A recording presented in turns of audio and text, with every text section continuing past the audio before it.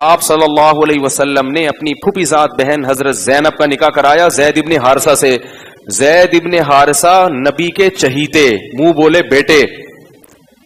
اتنی محبت نبی صلی اللہ علیہ وسلم کو کہ حب رسول اللہ، جب صحابہ کو سفارش کروانی ہوتی تو زید ابن حارثہ سے کہتے کہ نبی سے سفارش کرو جا کے، کیونکہ حب کہتے ہیں بہت زیادہ محبوب.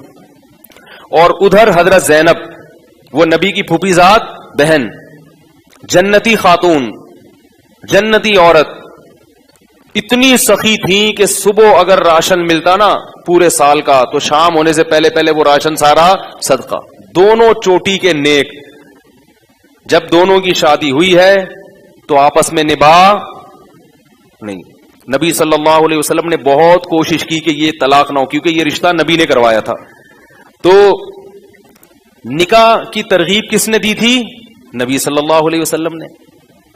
تو آپ صلی اللہ علیہ وسلم کے مشورے پہ نکاح ہوا. نبی کے چہیتے منہ بولے بیٹے سے نکاح ہو رہا ہے، اور نکاح نبی کی پھوپھی ذات بہن سے ہو رہا ہے. کتنا کامیاب ہونا چاہیے نا یہ نکاح، دونوں جنتی، مگر پھر بھی کامیاب. اور آپ صلی اللہ علیہ وسلم کوشش بھی کر رہے ہیں، حضرت زید کو منع بھی کر رہے ہیں بھائی نہیں دو طلاق. وہ آ کے کہہ رہے ہیں یا رسول اللہ میری بن نہیں رہی ہے، بڑا پریشان ہوں، میری بنتی نہیں ہے. امسک علیک زوجک، نبی فرما رہے ہیں روک کے رکھو اپنی بیوی کو، واتق اللہ، اللہ سے ڈرو، مت دو. حضرت زید کے اتنے مشوروں کے باوجود بھی حضرت زید نے کہا کہ معاملہ برداشت سے باہر اور طلاق دے دی. اور کیا کر دیا؟ طلاق دے دی.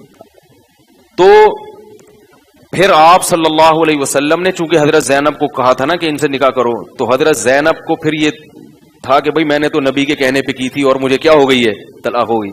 تو پھر ان کا دل رکھنے کے لیے کہ ان کو نقصان کی تلافی ہو، پھر آپ صلی اللہ علیہ وسلم نے خود ان سے نکاح کیا.